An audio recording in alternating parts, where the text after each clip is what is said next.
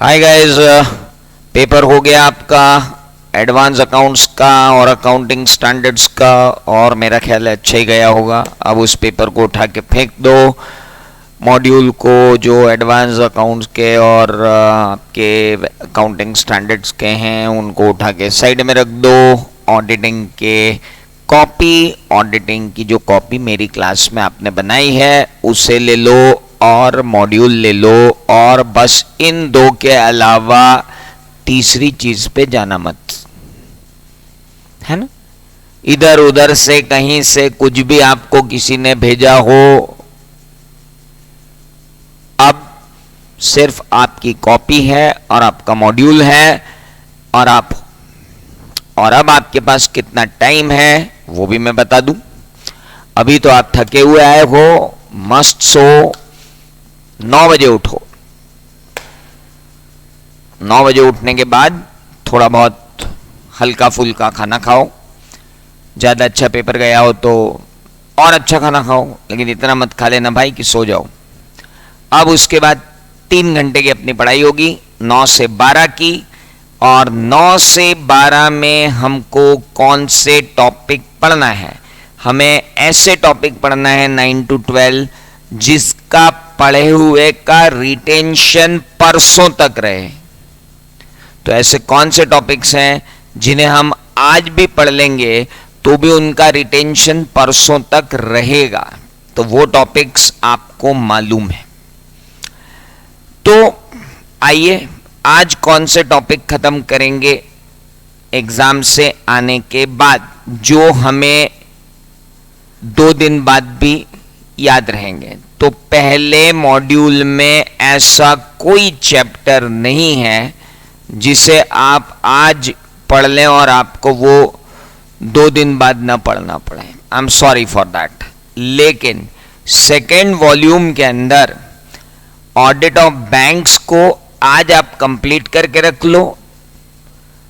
Audit of different type of entities आज ही complete करके रख लो। Audit of items of financial statement बहुत अच्छे से खत्म कर लो। आज 3 घंटे में ये 3 टॉपिक ही खत्म करना है अपने को। लोड लेना ही नहीं है, लोड लेना ही नहीं है। आज ये 3 टॉपिक हमने खत्म कर दिए। बैंक ऑडिट का 4 नंबर का एक क्वेश्चन आना है, audit of different type of entity का 4 नंबर का एक क्वेश्चन आना ही है, audit of item of financial statement का 4 नंबर का एक क्वेश्चन आना ही है। 12 नंबर श्योर शॉर्ट हमने कमा लिए। अब होगी अगली सुबह। अगली सुबह हम पढ़ने बैठेंगे क्या? अगली सुबह हम पढ़ने बैठेंगे कंपनी ऑडिट, और कंपनी ऑडिट को अगले दिन 6:30 बजे से लेकर के 4 घंटे हम देंगे कम से कम 10:30 बजे तक, और हम पूरा कंपनी ऑडिट पढ़ेंगे इंक्लूडिंग कारो। कंपनी ऑडिट इंक्लूडिंग कारो 4 घंटे में अगर हमने खत्म कर लिया मेरे दोस्त, तो हमारा कम से कम अगले 20 नंबर की तैयारी हो गई, क्योंकि 4 नंबर का तो कारो फिक्स है कि उसे आना ही है। इसके अलावा 16 नंबर के कंपनी ऑडिट के क्वेश्चन अमूमन आते ही हैं, तो 20 + 12 32 नंबर की तैयारी अगले दिन सुबह 10:30 बजे तक हमारी हो जाएगी। उसके बाद हम एक छोटा सा ब्रेक लेंगे। 11 बजे से 1 बजे तक फिर हम बैठेंगे और फिर हम खत्म करेंगे ऑडिट रिपोर्ट को। तो मेरे दोस्त 9वां चैप्टर, 10वां चैप्टर, 11वां चैप्टर, 12वां चैप्टर और 13वां चैप्टर अगले दिन 12 बजे तक खत्म हो जाएगा। उसके बाद हम लेंगे 1 बजे तक खत्म हो जाएगा। उसके बाद हम लेंगे मस्त लंच। उसके बाद हम लेंगे एक झपकी। उसके बाद हम फिर पढ़ने बैठ जाएंगे 3 बजे, और अब शुरू करेंगे 3 बजे से पढ़ना। 3 बजे से हम उठाएंगे chapter number 1। It will take around 2 hours. तो 5 बजे तक आपका चैप्टर 1 खत्म होगा। उसके बाद आप छोटा सा ब्रेक लेके 2 घंटे में कीजिए चैप्टर 3। फिर कीजिए चैप्टर 5, चैप्टर 1, चैप्टर 3, चैप्टर 5, जिस सीक्वेंस में हमने पढ़े थे बिल्कुल वैसे ही जाना है। Chapter 1, chapter 3, chapter 5, chapter 7, chapter 8, 1, 3, 5, 7 और 8 ये रात को 12 बजे तक खत्म हो जाना चाहिए, ये सारे चैप्टर अगले दिन के। फिर मस्त 6 घंटे सोएंगे, 6 बजे उठेंगे और 6 बजे उठने के बाद शुरू करेंगे चैप्टर नंबर 2, चैप्टर नंबर 4 और चैप्टर नंबर 6। ये हमारी ओवरऑल स्ट्रेटेजी रहेगी। इन चैप्टर्स में पढ़ना क्या है बॉस, जहां तक चैप्टर नंबर 2 की बात है, चैप्टर नंबर 4 की बात है, चैप्टर नंबर 6 की बात है, इनमें सबसे पहला अटैक होगा मॉड्यूल के क्वेश्चंस पर, दूसरा अटैक होगा आरटीपी के क्वेश्चंस पर और तीसरा अटैक होगा सजेस्टेड आंसर्स पर। ये 3 की ही स्टडी करनी है। कहां पर? चैप्टर नंबर 2, चैप्टर नंबर 4 और चैप्टर नंबर 6। हाँ, 2, 4, 6 में भूलना मत, अपने जो पॉइंटर अपन ने बना रखे हैं उनको अपने को अच्छे से पढ़ के जाना है। चलिए, इसके अलावा जो चैप्टर्स है उनको कैसे पढ़ना है? उनको पढ़ने के लिए आपको पहले कॉपी पूरी पढ़ लेनी है। कॉपी पढ़ने के बाद आपको मॉड्यूल के क्वेश्चन लगाने हैं। मॉड्यूल के क्वेश्चन लगाने के बाद आपको सजेस्टेड आंसर्स के क्वेश्चन लगाने हैं।